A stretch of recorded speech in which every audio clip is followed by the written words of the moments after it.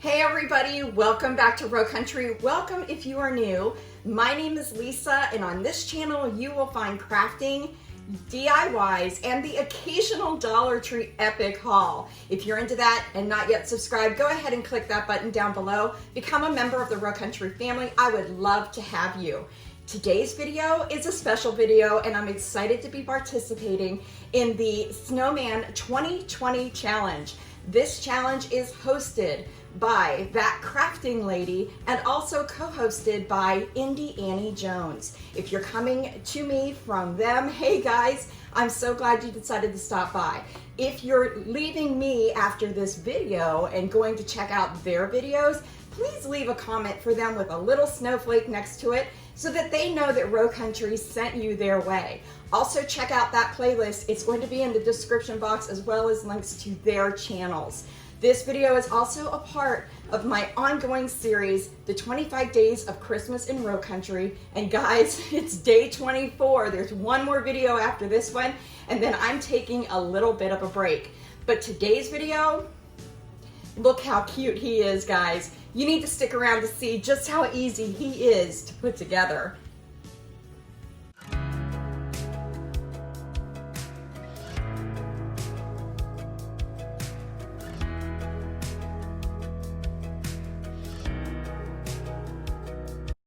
Okay guys, so for our next DIY, you're going to need 2 of those Dollar Tree pumpkins. I use the Rust-Oleum spray paint, the Ultra Matte Linen White. I'm also using one of these ornaments from the Dollar Tree, some buttons from the Dollar Tree. I grabbed some sticks from my yard, and I'm also going to be bringing in some Waverly chalk paint in the color ink. I love this black paint. It's beautiful. I'm going to use some pom-poms and one of those little buckets from Dollar Tree, and also some barbecue skewers. And then you're going to need some sort of pebbles or rocks of your choice. And these ornaments I picked up at Walmart last year. If you do not have these, you do not have to use those. I'm also bringing in a scarf and this material that I picked up at Dollar Tree. This is where you go rogue. If the buffalo check is not for you, you choose whatever fabric you want to use. Okay, so the first thing I'm going to do is create the arms for the snowman. So I just brought my sticks in from my yard, and I'm using some hot glue to create a V shape at the top and then the lower portion of the arm. I like to do all of my prep work before I bring everything together, and this is step 1. So get your sticks, get your hot glue, and make yourself some arms for your snowman. The next thing we're going to do is bring in the little booties. And I will say these are 100% optional. I did pick these up at Walmart. They are ornaments. I did not see them this year. I picked up a bunch last year because I like to make gnomes, but I thought this would really lend to my country farmhouse rustic decor that I like to use everywhere in my home. I sort of take modern and country and mix it together for farmhouse. So if you're going to use these, they need to be weighted down. And I want to attach these to the body with some barbecue skewers. So I sort of figure out how much I need sticking up from the booty itself, and then I cut off my barbecue skewers and I hot glue them to the inside of either side of these little booties, just sort of like in this manner. That's going to allow me to really push these up into the body of the snowman when they are done. Once I get the little barbecue skewers in place and they're nice and set up for me, I'm going to come back in with some of those little pebbles that I showed in the beginning of this portion of this video. I used approximately 1 bag of these pebbles, and I had some left over, so approximate is why I'm saying that. And what you want to do is go ahead and start filling in these little booties. As I said, guys, this is 100% optional. You could do your snowman with like a car cloth at the bottom to make it look like he's sort of melting. Your guy does not have to have shoes. I just want to say that again. You can do this DIY without this part, okay? Once you get the pebbles inside of the little booties, you're going to bring in some hot glue, and you're going to just sort of create a secure top to this. You don't want your little pebbles to come out if your snowman gets knocked over or anything like that. So, you know, this is how I encapsulate all of these into the little booties. I just add a layer of hot glue to the top, and then I do that manner right there where I sort of shake everything down so that everything settles. Once I have everything settled, I go ahead and set this aside and let all of that hot glue set up. It looks like a lot, but it's really not. And this really makes your snowman secure and how he's going to stand. Okay, the next thing we're going to do is take this ornament from the Dollar Tree and we are going to deconstruct it, because this is not the color scheme that I am going for in my coffee bar for winter. So the bottom of this comes off really, really well. I love the burlap. Burlap and buffalo check makes a perfect combination of country farmhouse for me. So I'm going to try to keep all of the burlap pieces on this. So the bottom rim, and then also this little embellishment piece that went between the plaid and the rim of the hat. I'm going to take that off of this little plastic, or it's actually styrofoam, that's what's inside of this ornament. Guys, it's very sticky because the glue that they used was, you know, just a sort of sticky residue that's on there, but I'm going to use that to my advantage. Okay, so take your time to remove this as best as you can. Keep that little leaf. I'm going to reuse that as well. Now I'm just going to snip off the hanger on this, and I'm going to remove the rest of that hanger from the top of the hat because I want my hat to be nice and flat. Now, when I got to this point, I did realize it would be more trouble than it's worth to try to remove the plaid fabric that is actually on the little ornament. So I am just going to cover mine. So if it is something that is offensive or bothers you, that would be underneath your fabric, by all means paint it, you know, or take the time to remove it. I'm not going to do that. I'm bringing in my buffalo check fabric and I'm going to snip off a piece of this so that I can use it now to cover this little ornament. What I love about the buffalo check is that it makes it super easy to work with. Some people call this a gingham pattern, but you know, we call this buffalo check here in Rowe Country. So I'm just going to snip off the amount that I need, and because it is that buffalo check, there are already lines for me to cut. I don't have to worry about, you know, having uneven pieces because I can easily follow that line. So what I'm going to do with this is first I'm going to wrap the bottom portion of this little ornament that is left over. This is not going to meet up perfectly in the back.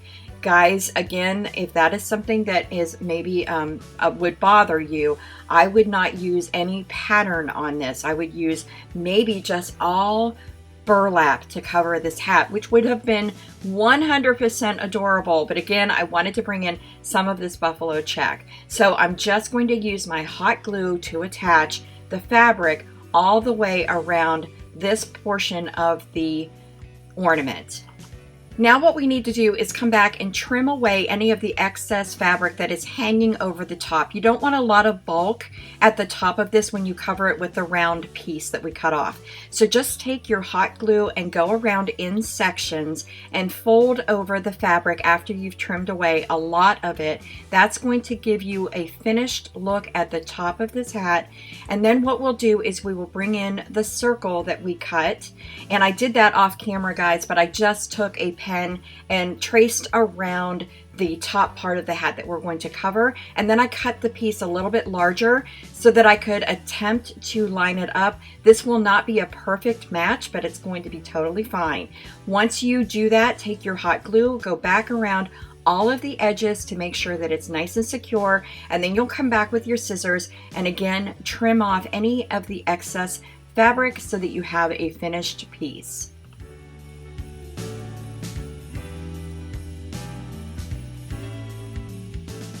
And so now we're going to bring back the rest of the hat that we took apart, and we're just going to hot glue the top portion of the hat back down to the bottom portion of the hat. Again, I'm using their stickiness to my advantage. So I just used a little bit of hot glue, and once that is actually in place, we're going to take that other piece that had been wrapped around the rest of the ornament as trim on this hat, and we're going to hot glue it back down as well. Now there are some pieces of this that started to fray.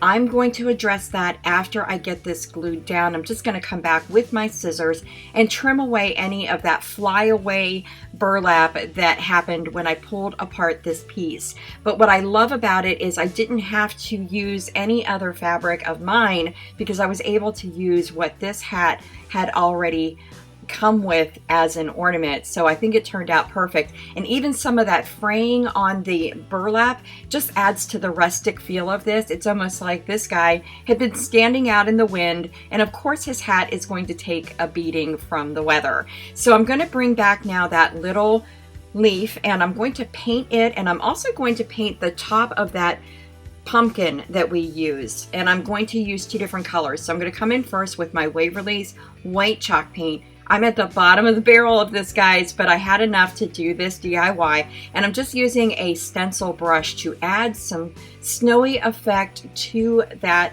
little leaf that we're going to add back to the hat. So then I come in and I do go ahead and hit some of the greenery of the hat just to offload a little bit more of that white paint, and then I bring in my booties, and I'm going to add a snowy effect to the edges of these little booties as well. I just thought that it would add a perfect touch and really make it look as though he had been standing out in the snow, and so that is what that's going to look like.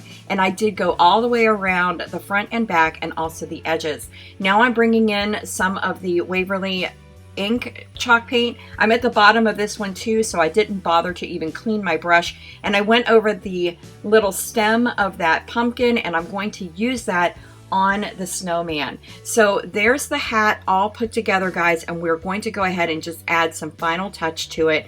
I'm going to pinch the bottom of the little leaf. I'm going to add some hot glue there in the center, and I'm going to pinch it together, and then I'm going to use my fingers to sort of flatten it out onto the hat. I just thought that it looked a little bit better than just to apply it back to the hat as it had come off. And because those other embellishments are already there, this is going to look now like it had always been there. And I'm just going to bring some hot glue to the back of that and tack that down into place. And that really is going to be the hat reconstructed for the modern farmhouse, country farmhouse look that I'm going for this winter. Okay guys, so are you ready to build a snowman? This is what the peony pieces look like. You know, spray paint can go either way on these pumpkins, but I think the chalked finish is just fine. And we'll be able to touch up where we need to touch up on these. These were already damaged little pumpkins that I had left over and I really wanted to use for this DIY today. So what I did was I decided I was going to use some barbecue skewers to put this guy together, just like I did with his little feet. So I'm going to put some barbecue skewers, just two of them, into one of the pumpkins, and I'm going to split the middle. So that middle seam is going to be in the center of where these little barbecue skewers go. And I just really pop them down in there, and then I add some hot glue just to be sure that it stays secure. I also take some hot glue around the edge of that circle seam that you can see there, just so that when these go down together, they also have some glue put together. And I'm going to turn over this top pumpkin, so this is what you'll see from the top, and I'm just going to maneuver that down onto the barbecue skewers. And it's totally fine that my seams don't match up perfectly, but I felt that this would be the best and easiest way to put together this pumpkin snowman. So now with the feet, I'm adding some hot glue again in between the two barbecue skewers, and then just sort of halfway around on either side of these booties. These booties are not a perfect size for this snowman. There will be some extension off of either side of the feet on the snowman, so that is why I used the white pebbles just in case that happened. And you know, you don't need all that hot glue to go all the way around, just really in the middle, and that's how that is going to look. You'll want to just use some pressure, push that down, and make sure you get a really good connection between all that. Then I just took some of my Waverly white chalk paint and sort of filled in any of the damaged pieces that the paint from the spray paint didn't cover. And the finish isn't perfect, but guys, my snowman isn't perfect, so it's totally fine. I'm bringing in now some buttons that I picked up at the Dollar Tree, and I'm just going to use some hot glue and my tweezers to get a better placement. I find that using my tweezers helps me to really see what I'm doing, and sometimes my fingers get in the way when I'm trying to do that. So that's his eyes, and now the painted piece that we picked off of that other pumpkin, we kept that. We're going to add some hot glue and use the stick that it already came on, and we are going to create his nose. So he's got two eyes and a nose made out of coal. He's really, really cute. And guys, I can see that going into like a koala bear. And I just think it's absolutely adorable. Now I'm just going to bring in some more buttons from the Dollar Tree and I'm going to create his smile.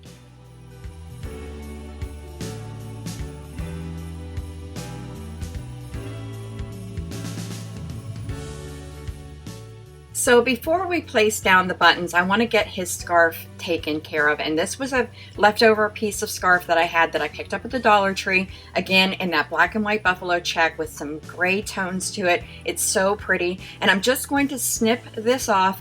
I'm using 2 sections of this. And once again, that buffalo check pattern really worked to my advantage. It was super easy to cut that off. Before we place the scarf on, we want to get his arms into place. So using a stick from your yard, sort of in that size, is going to be perfect. It really goes down into the body of the snowman, into that pumpkin really easily. And I'm just using some hot glue to make sure that those stay in place, that they stay exactly where I want them. And I think they add a nice rustic touch to our snowman. He is really coming together really, really cute. The next thing we're going to do now is go ahead and attach his scarf. Since the hot glue on the arms has set up, and my scarf is going to actually hang off to the right side here, as you can see. So I'm just taking the scarf behind the head of the snowman, but over the arms. We want to make sure it's over his little arms, and I'm sort of folding it into place. I'm going to use some hot glue, and I'm just going to attach the scarf to the body and then bring over the other side of the scarf and tack it down so that it hangs exactly the way that I want it to.